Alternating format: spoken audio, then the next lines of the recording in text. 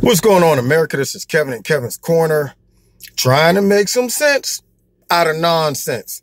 And you know what is nonsense to me is how the people on the left can throw a fit and immediately companies get scared and flee like roaches when the lights come on.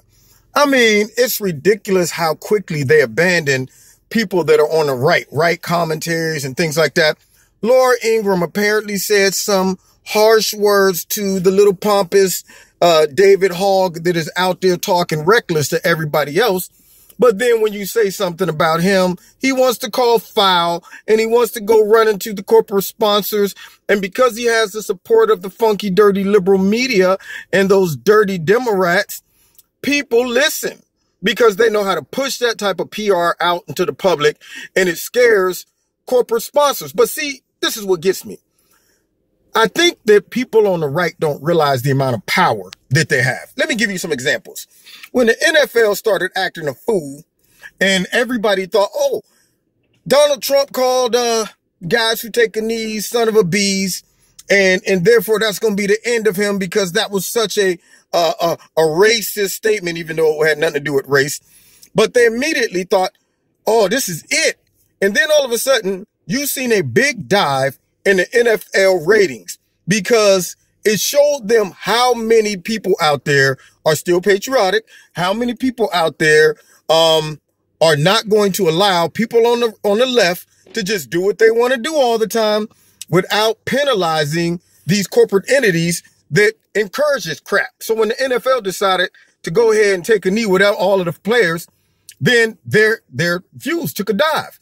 You know, and so the same thing happened with, you look at Delta, you look at some of these other companies that say, oh man, we got to flee because of gun control issues. Let's bounce on the NRA. And then when they bounce on the NRA, all the people who are part of the NRA or support the Second Amendment said, okay, I tell you what, I won't be flying Delta. I won't be flying or working with any company that play politics all the time. And when you look at how many people voted for Donald Trump, how many conservatives there are in the United States, you see almost half the country voted for Trump. So for an example to see what can be done to combat this immediate abandonment of people that are on the right because of what they say, apparently is just so harsh and so controversial that these companies just say, you know what, let's throw the towel in quickly. They tried to do it to Sean Hannity. People brought him back because they spoke out and said, we want Sean Hannity on the air. And you look at the Roseanne Arnold show, 13 million viewers. I think it might either been 13 or 18. It was a big number. I know that. It shows how many people out there still appreciate conservative views and freedom of speech. When you look at The Passion of the Christ with Mel Gibson, everybody was like, oh, there's no way anybody's going to see this. He had to use his own money, and it broke records. And it goes once again to show that there's always an underestimation of support from conservatives by the left and also by corporations. They're so quick to say, let's get out of there, pull the parachute. She said something controversial, and all-powerful David Hogg said we should boycott them, so let's just throw the towel in now.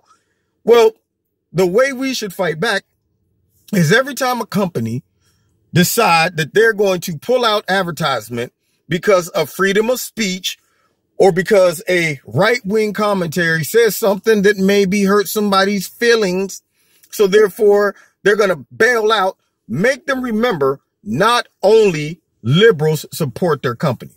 If I was you, which I am a part of you that's listening, any company that does that will no longer get business of mine. So if those sponsors who said, oh, well, Laura Ingraham said that David Hogg was whining, so we can't sponsor her anymore or do advertisement during her hour, then I would say, okay, how about this?